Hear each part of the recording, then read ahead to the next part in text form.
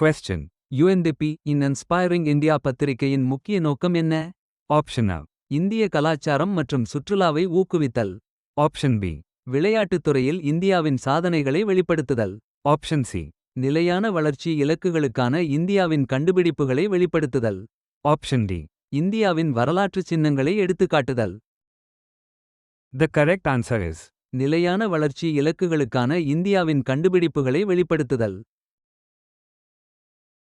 Question. கடந்த 10 ஆண்டுகளில் இந்தியாவின் மொத்த உள்நாட்டு உற்பத்தி (GDP) ஏறக்குறைய 2 மடங்காக உயர்ந்துள்ளது. இந்தியாவின் தற்போதைய மொத்த உள்நாட்டு உற்பத்தியின் தோராயமான மதிப்பு என்ன? Option A. $2.10 trillion. Option B. $3.50 trillion. Option C. $4.20 trillion. Option D. $5 trillion.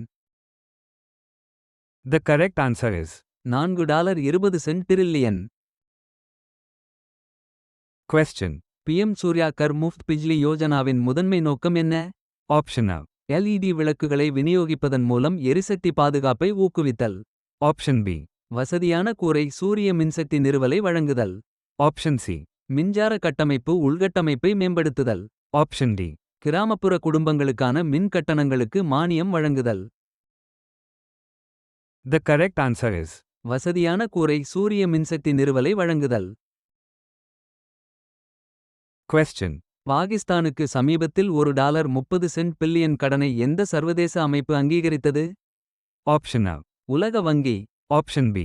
ஆசிய வளர்ச்சி வங்கி. Option C. சர்வதேச நாணய நிதியம் IMF. Option D. புதிய வளர்ச்சி வங்கி. The correct answer is சர்வதேச நாணய நிதியம் IMF. Question. செயற்கை நுண்ணறிவின் AI மூலோபாய பங்கில் கவனம் செலுத்தும் தேசிய பாதுகாப்பு பேச்சுவார்த்தையின் நோக்கம் என்ன? Option A. கல்வியில் AI. Option B. சுகாதாரத்தில் AI. Option C. இந்தியாவின் இராணுவ தயார்நிலையில் AI. Option D. வேளாண்மையில் AI. The correct answer is இந்தியாவின் இராணுவ தயார்நிலையில் AI.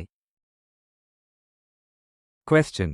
ஜப்பானின் மாசாகி காஷிவாரா சமீபத்தில் வென்ற மதிப்புமிக்க பரிசின் பெயர் என்ன? Option A. கணிதத்திற்கான நோபல் பரிசு. Option B.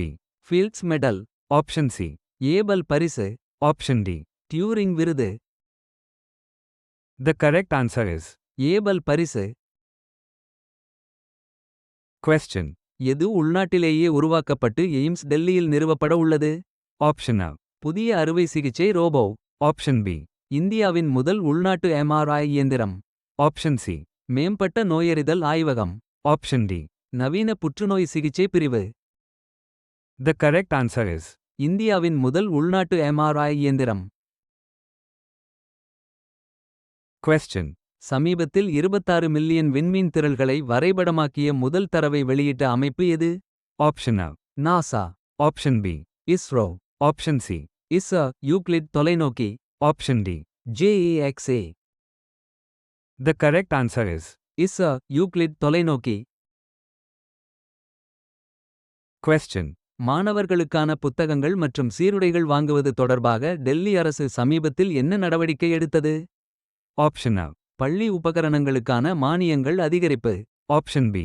அனைத்து பள்ளிகளுக்கும் சீருடை விற்பனையாளரை கட்டாயமாக்கியது. Option C. குறிப்பிட்ட கடைகளிலிருந்து வாங்கும்படி மாணவர்களை கட்டாயப்படுத்த பள்ளிகளுக்கு தடை விதித்தது. Option D. இலவச பாடப்புத்தகங்களை விநியோகிக்க புதிய திட்டம் தொடங்கப்பட்டது. The correct answer is குறிப்பிட்ட கடைகளிலிருந்து வாங்கும்படி மாணவர்களை கட்டாயப்படுத்த பள்ளிகளுக்கு தடை விதித்தது. Question. மகாராஷ்டிராவில் உள்கட்டமைப்பு மற்றும் மறுசீரமைப்பு திட்டங்களுக்காக 25,000 கோடி ரூபாய் ஒப்பந்தத்தில் கையெழுத்திட்டுள்ள அமைப்பு எது? Option A. லார்சன் மற்றும் டூப்ரோ. Option B. டாடா திட்டங்கள். Option C. NBCC தேசிய கட்டிடங்கள் கட்டுமானக் கழகம். Option D. Reliance infrastructure. The correct answer is NBCC தேசிய கட்டிடங்கள் கட்டுமானக் கழகம். Question. சமீபத்தில் இந்தியாவில் திறக்கப்பட்ட புதிய பாம்பன் ரயில் பாலம் எந்த வகையான பாலம்? Option A. தொங்கும் பாலம். Option B. கேபிள் தாங்கப்பட்ட பாலம். Option C. செங்குத்து தூக்கும் பாலம். Option D. வளைவு பாலம். The correct answer is செங்குத்து தூக்கும் பாலம். Question.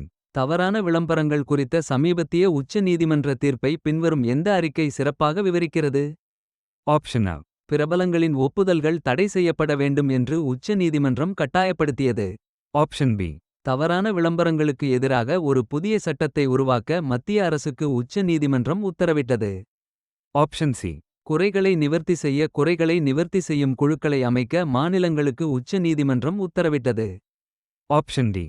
தவறான விளம்பரங்களுக்கான அபராதங்களை உச்ச நீதிமன்றம் நீக்கியது.